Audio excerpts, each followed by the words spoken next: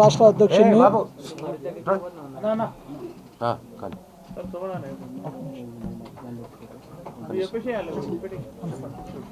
నా పేరు దాసరి సోమరాజు, ఆంధ్రప్రదేశ్ మాదిగ రిజర్వేషన్ పోరాట సమితి రాష్ట్ర అధ్యక్షుడిని.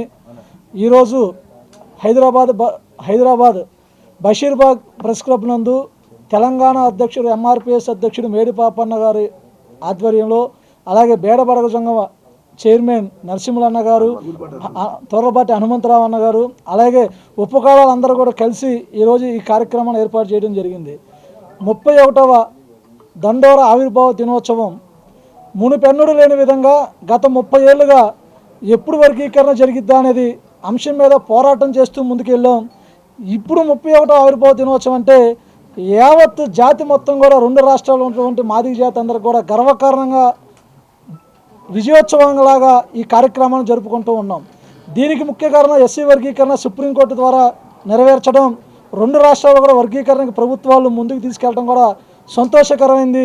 31 ఏళ్ల పోరాటానికి ప్రతిఫలంగా ఎంతోమంది జాతి బిడ్డలు చేసిన త్యాగాలు ప్రతిఫలంగా సాధించినటువంటి వర్గీకరణ కోసం 31వ ఆవిర్భావ దినోత్సవం చాలా ప్రత్యేకమైంది.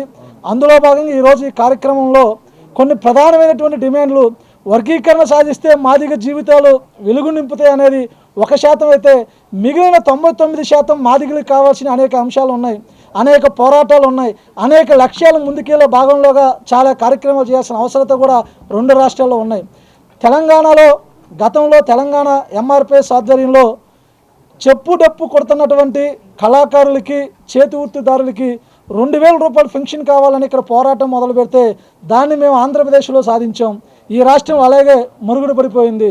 వేల సంవత్సరాలుగా చేతి వృత్తి గీత కార్మికులకి ఎప్పటి నుంచో 3000 పెన్షన్ ప్రభుత్వాలు కేటాయిస్తుంటే డప్పు చెప్పు కుట్టి ఈ ప్రపంచానికే మా గొంతుని వినిపించి ఈ దేశంలో మొట్టమొదటి విలేకరిగా పనిచేసిన ఈ మాదిగ కమ్యూనిటీకి ఈ రోజుకి తెలంగాణలో 3000 పెన్షన్ లేకపోవడం అనేది కూడా చాలా దారుణమని కూడా ప్రభుత్వానికి మేడిపాపన్న ఆధ్వర్యం ద్వారా, అవసరమైతే ఆంధ్రప్రదేశ్లో ఉన్న మాదిగ ద్వారా కూడా ఈ డిమాండ్ని పూర్తి స్థాయిలో తీసుకొచ్చి ఇక్కడ తప్పకుండా మేడిపాపన్న నాయకత్వంలో ఈ రాష్ట్రంలో ఉన్నటువంటి అన్ని ఉపకులాల్లో ఉన్న చెప్పు డప్పు కళాకారులకి 3000 పెన్షన్ కోసం కూడా పోరాటం చేయాలని కూడా మనవి చేస్తున్నా.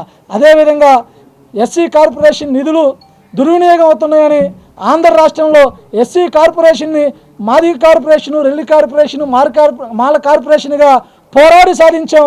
ఈ రాష్ట్రంలో పోరాడుతున్న ఇప్పటికీ 10 సంవత్సరాలు కేసీఆర్ గారు, 1 సంవత్సరం కాంగ్రెస్ పార్టీ ముఖ్యమంత్రిగా ఉన్న రేవంత్ రెడ్డి గారు కూడా 11 ఏళ్ళు పోరాటం చేసినా కూడా కేవలం ఎస్సీ కార్పొరేషన్గా ఉంచి 3 కార్పొరేషన్లు చేయకపోవడం కూడా తప్పుపడుతున్నాం.